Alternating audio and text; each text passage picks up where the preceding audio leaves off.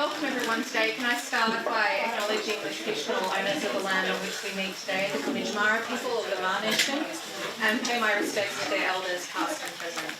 And can I also acknowledge the great gift that we have here in Australia, which is to be part of the longest continuous culture in the world, a culture of storytelling and of bearing witness that we should be grateful to walk alongside. It gives me really great pleasure to be here with Jess today and to introduce her to you. Jess is a foodie, a writer, a podcaster, and an all-round multi-talented human being. Jess joins us today to reflect, as Jock said, on their memoir, Raised by Wolves, which I absolutely ripped through. I don't know if others have had a chance to read it yet. It's very much a one-sitting book. Absolutely cracking read. You can't buy a copy here, but if you head down to Blindy Books, there are plenty of copies there. And if you just circle around, I'm sure you'll be able to find Jess to sign it for you before she heads off at the end of the weekend. And how lucky are we also to be having here a conversation about food and hospitality in Port Fairy's delightful Merrijig kitchen. Rightly renowned. Jess, I wanted to start with, a more global reflection about the food industry. Certainly at elite levels, it seems one that's quite dominated by a certain type of man. Charismatic, but probably pretty uncompromising. And in Australia, it's also been one that's pretty relentlessly white. So how do you think that rarefied world compares with your own experience? And how important was it to challenge that idea in your memoir? Well, in my experience, it was incredibly white. It still is incredibly white. Anyone who gets an accolade is white. Their kitchens are usually run by free labour of teams of people who are sourced from all over the world to pick tiny things and do the very meticulous, thankless jobs. So these people can sit there with their Sandpell Awards and say, look how great I am. It's pretty much the same in Australia because Australian people try to emulate world-class restaurants. But there is a turn now because, fair work, people like to get paid for things they do. I certainly don't work for free. But in terms of challenging that in my memoir, it's kind of like, well, first of all, I'm not a white man.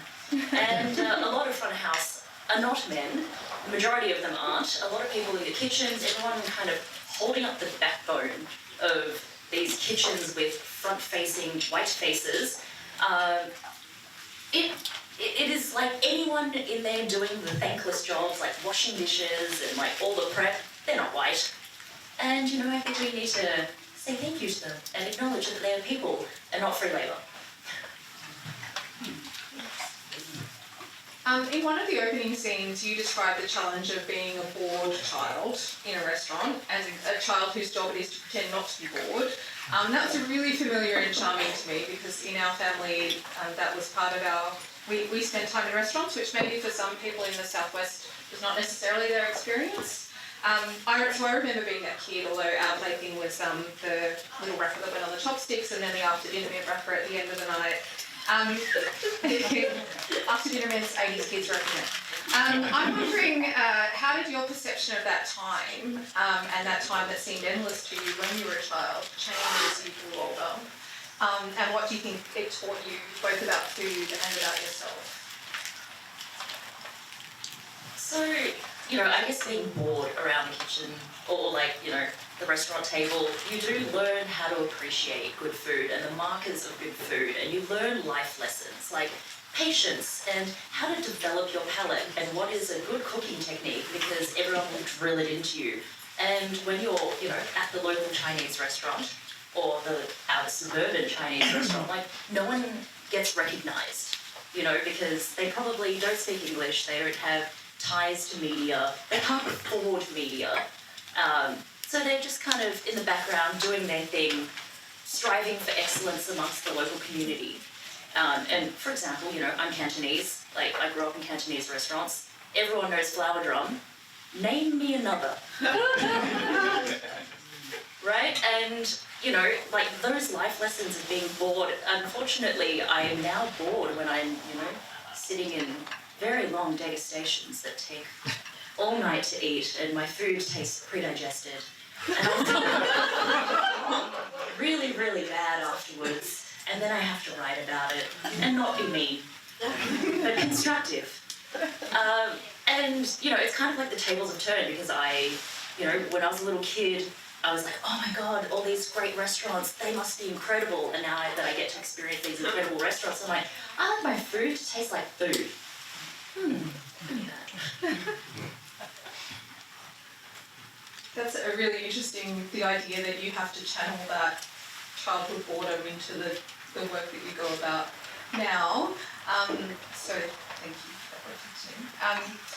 Your passion for food has been a driving force for your life, but it's a passion that not necessarily everyone around you has always understood or I guess been on board with.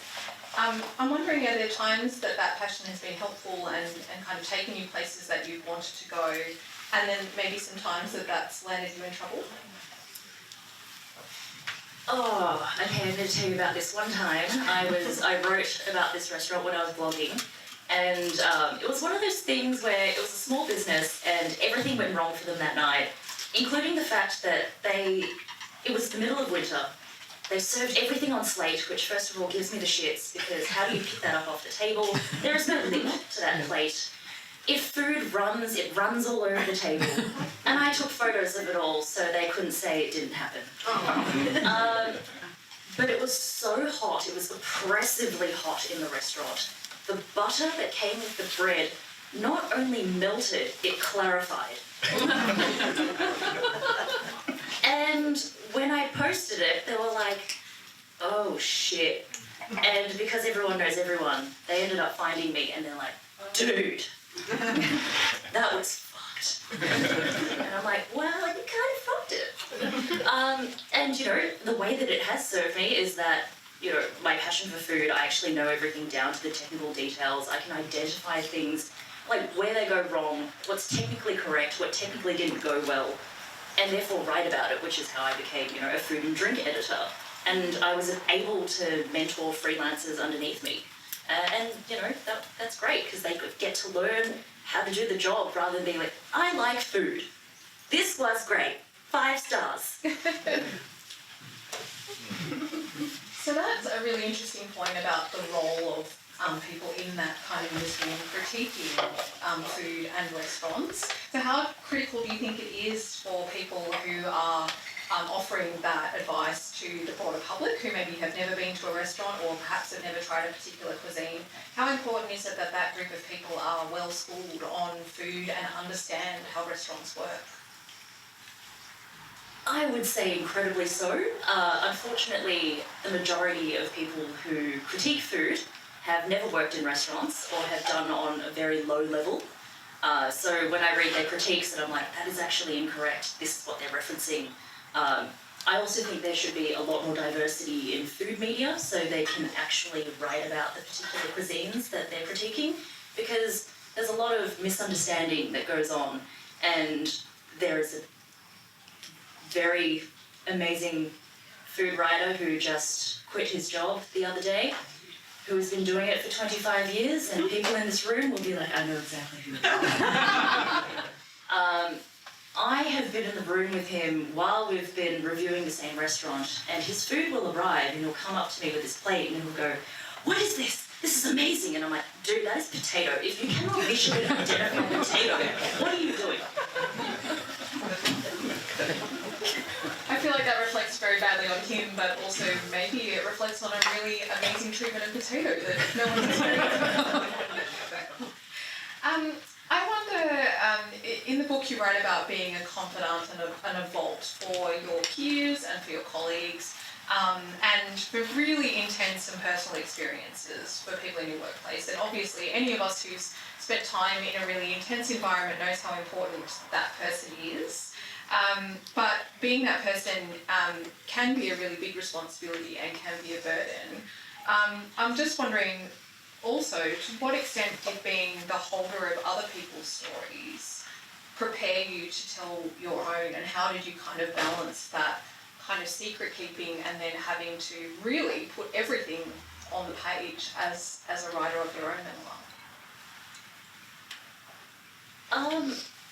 I love gossip, and I think if I've told you I don't love gossip, I'm lying. I want all your secrets. I have all the secrets. And, like, I love it. Like, they are stories. But what it prepared me for was how to tell a good story, because when people are telling you their secrets, they meander, they're usually a little bit drunk, they miss the point.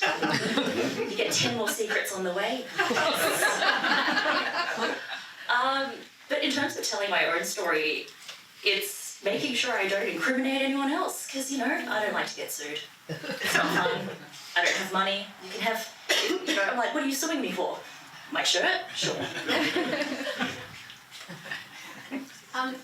It's a very close-knit community, though, hospitality, I'm guessing. So how has the experience been of people either imagining that they know the people of whom you're speaking?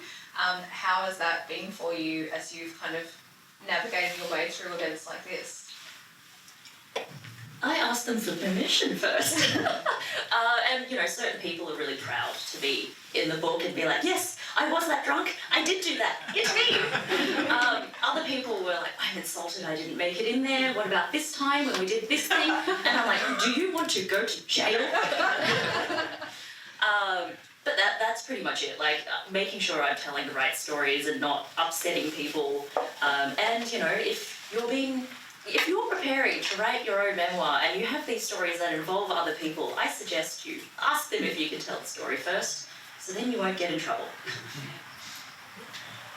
So that's an interesting contrast with fiction, where you can, I guess, claim fiction and not necessarily have to navigate that same dimension. Although I know that there are plenty of people who definitely imagine themselves to be in fiction that perhaps there's an imagined character, but they can see themselves very clearly in it. Anyone who's worked in hospitality will definitely see themselves in your book, regardless of whether they are specifically in it.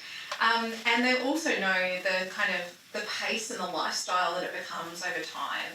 I think it's often sort of painted as a kind of, you know, a particular lifestyle that you do for a sort of time-limited period, and one that takes a really significant toll on people's bodies. But it also teaches an enormous amount about balance and about kind of, you know, being the best version of yourself. Like, you tell stories about balancing what is a really kind of rich and robust social life against the kinds of things that interventions you have to put in place to then make it back on shift. What do you think the industry can teach people about living their best life? Oh, don't spend all your money at once. Look, I think the thing about hospitality is that it isn't balanced. Like, I am an anomaly in that I could be like, that's it, I'm going home, I'm not telling anyone, otherwise you'll keep me here. And I have been that person who has worked all day, gone drinking all night, gone home, showered, and gone straight back to work to do it again. That's the one I'm thinking of. Yeah, and when you're doing that, you're like, this is the worst day of my life. You check the clock every 5 minutes and you go, oh my gosh. And somehow you do it again. But when you get to a particular age, or when you get sick of it, you kind of realise you need to grow up a little bit, save your money, maybe, you know, go to the gym, drink some water, eat a piece of broccoli, because you go to the doctor and they're like, what is wrong with you? I went to the doctor when I was feeling awful and they're like, you're iron deficient, you have no potassium, you're vitamin D deficient, even though you live in Australia. And what else? I was deficient in everything, and they're like, what do you eat? And I thought about what I ate that day and I was like, the butt end of bread with olive oil. And they're like, and I was like, no, there's no and. That's it. Like, you just have to force yourself to do it. I sat on this panel with other restaurant owners a while ago, and there was a common thing between all of us, and it was like, oh yeah, you need to make time for yourself, to do nothing. Maybe go to the gym, maybe just lie down for the entire day. That is it. So, with that in mind, is it an industry for the young? Like, obviously there are a lot of young people in hospitality. It's a kind of gateway, job for lots of people. It's their first job in many cases. How hard is it to stick it out? It's incredibly hard because the general public don't treat you very well. Your colleagues don't treat you very well. The kitchen doesn't treat you very well. Your managers also don't treat you very well. And then you go home and your parents are like, when are you getting a real job? Like longevity really depends on like how passionate you are. And unfortunately, in this day, with all the inflation and how expensive everything is, you can't afford to work for love. And I think everyone gets to a point where they're like, if I stay in this industry, I kind of have to sidestep and be either a brand ambassador, a rep, be a manager, transition to the back office, do events, be a salesperson. And that's kind of what happens. Or you become an owner where you make a venue where you're like kind of proud of it and you don't have to be there all the time. And you just kind of make compromises so you can actually live your life. I'm wondering if you can, you obviously talk a lot about your experiences of food in the book, and some of the most compelling passages in the book are the ones where you're talking about food and the way it kind of really reduces people almost to sort of fundamental state where you are responding to exactly what's in front of you at that moment. Is there a food that you wish that you could try again for the first time? Oh yeah. Hot chips. They are the perfect food. There is actually a scientific formula about chips and how they are the perfect food and how they're so addictive and the chemical smell that it gives off and how people respond to it. I'm like a seagull. Give it. Amazing. What a brave answer in the Merrijig, I have to say.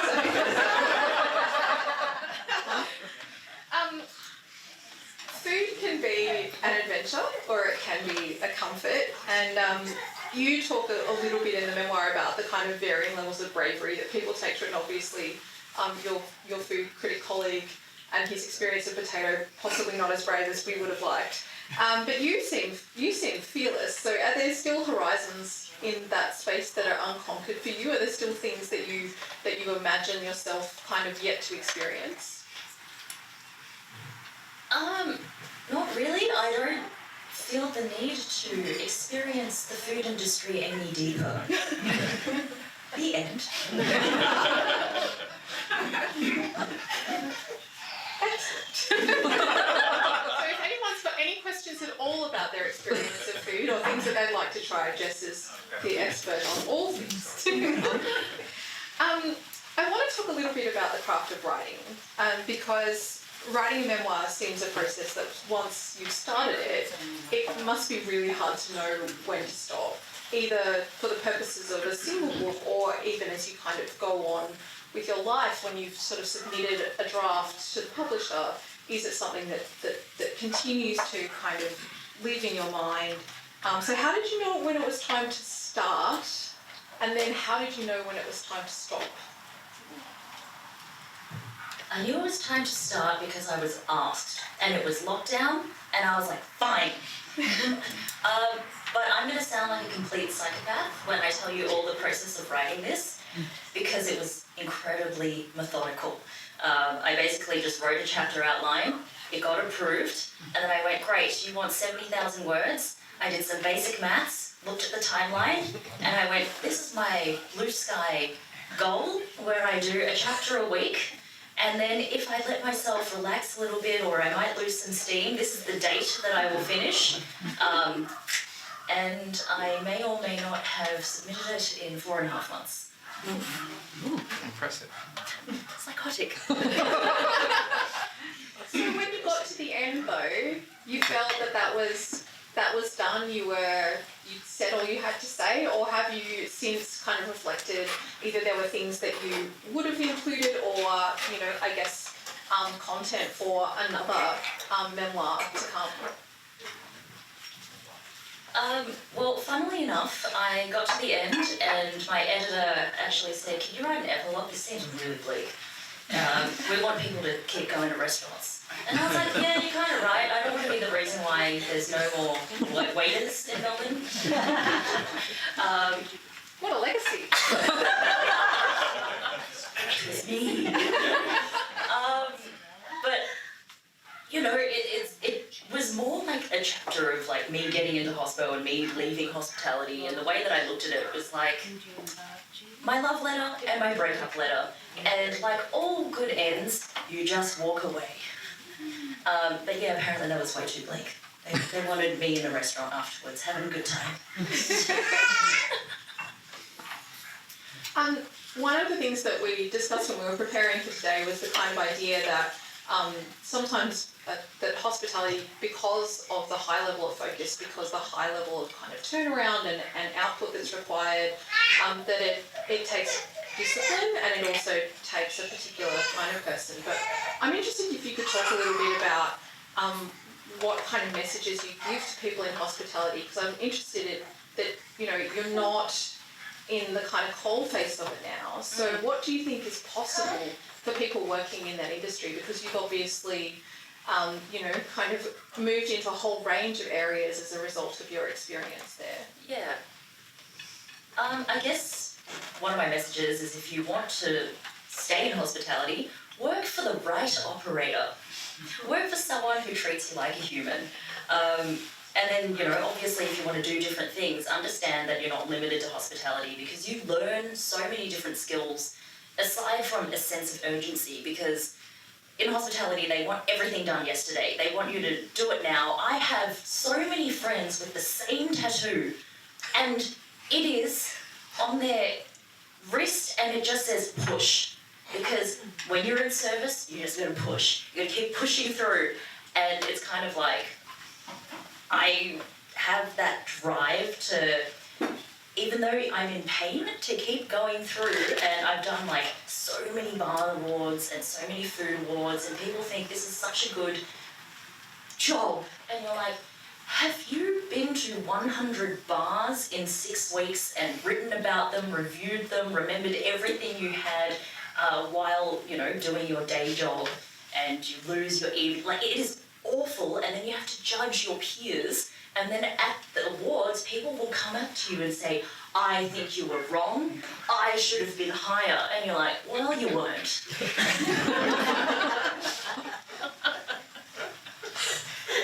Okay, now I have to ask a follow-up question. What was how did you manage through the first time you had to do that? Did you do it with confidence? Because certainly judging your peers is a really, like, it's an intense activity. How did you kind of muster up the certainty to kind of engage in that the first time? I guess it's like, when I think one of the things is when you've worked in the industry, they know that you've got a certain level of knowledge and you can back that up. And, you know, they've critiqued you by going into your venue and asking you to make a drink. And then they're like, oh, damn, you know how to make a drink. Okay, you can tell me how I fucked up. And also, you know, it's just on busy nights, when you see someone who's happy to serve you a broken sour, you're like, oh, that's kind of your standard, dude. Like, if you're happy to serve a broken drink, like, that's not cool. Interesting. Did it get easier? No, it never gets easier, because people have your phone number now. And your Instagram handle. And your Instagram handle, and they're friends with you on Facebook, and they'll send you messages about what they think. I think one venue in particular, all their venues are generally very good, you know, very much 5-star material, always gets bar of the year, and they opened a new venue that was more focused on food, and that is not their thing. Like, you know, they served oysters that had dried up and were warm from the past lambs. Like, the service was slow, there was no salt on things, and then it actually affected their drink service. And because I'd gotten to know these owners of the bar over time, and my kind of measuring stick is, if I've had a drink with you in a social situation, I'm not going to review your restaurant or bar, because I will be biased. So I sent a new drinks reviewer, and I said, keep all this in mind if you have any questions, because, you know, you're getting into this, like, let's work on the thing. they were very generous with their rating, and I thought they were very generous. I was like, are you sure you want to give them this rating? And they went, yes, kind of. It's between this and this, but I thought I'd be nice. And I'm like, okay. Got published, and I got a message on my phone within 5 seconds of it getting published because they love themselves so much they have Google alerts out on themselves. And all the text message said was, what the fuck? And I receive messages like that on a regular basis, and it's like, read it. It's like, it's all in there. We were very constructive, and in certain cases they were like, it could have been worse. I could have reviewed it.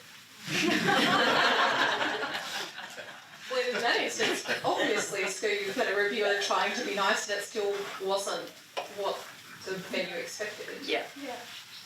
I'm wondering if anyone has any questions for Jess that they would like to ask. Yes. Hello. Chris Flynn, ABC. No, I'm just Chris is here to complain about the review you left for his restaurant. I wrote that thing about Jess being terrifying on the cover of the book. So I'm wondering, Jess, you're always a good cook, ever since I've known you for many, many years. Have you become a better cook as a result of your experience in the industry? Definitely, because not only do you learn tricks and different techniques, you also become literally desensitized to heat. So you develop flavour from the Maillard reaction and everything, and now I'm like, oh, I don't feel like washing that utensil, and I will literally put my hand in the fire and be like, oh, it's better for it. Yeah, it's good. And then you can actually feel the perfect point that it is cooked on your hand, and you're like, and we're done. And we're done. And you know, that moment is what makes great cooking. And you know, you taste things a lot more. It's just being exposed to different people and the way they do things, because unfortunately in hospitality you learn that there is only one right way, unless it is someone else's. So have you become like a chef, in a way? So the venue that I owned, like I am actually a qualified chef, because I did all my certs. So yeah, but like I didn't work in the kitchen until my venue that I opened myself, and I was doing the wines, I was doing cocktails, I was doing all the food, and I was the dishy. I basically just had one staff member on the floor to make sure I didn't get rolled. Any other questions? Yes. Oh, yes. Was your restaurant reviewed, and if so, by who? Yes, it was, by all the major media outlets. It was even up for Gourmet Traveller Bar of the Year that it was in the world. I did not win. But no retribution? No. Excellent. I'm like, So the system works? yes, the system works. Any other questions for Jess? Joe? No, do you I'm have sneaking a up. question? Shall I hand over to you now, Joe? Perhaps. Okay, thank you. Thank you so much to these two, to Jess and to Emily. This has been fabulous. We're going to take a little break and have eats and drinks and things for the next 20 minutes or so, and then Michael either jumps around and Jess, Jennifer down. We'll be here. I'm a bit tired. Thank you.